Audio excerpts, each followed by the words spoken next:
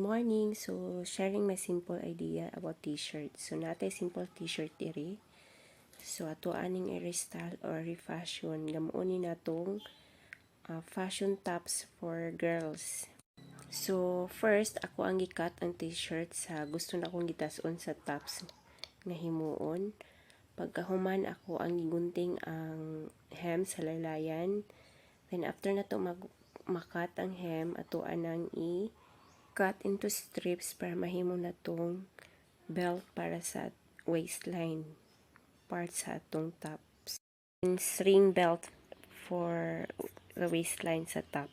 T-shirt, hinatag ni or hinarbor na po ni so ato aning gamong tops para dili na ni mabawi sa tagiya. Oh no!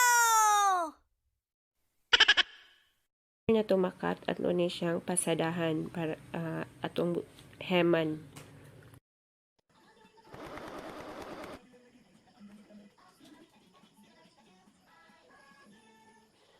Ito mahem ang laylayan sa t-shirt. So, butangan na nato og string belt ang waistline niya.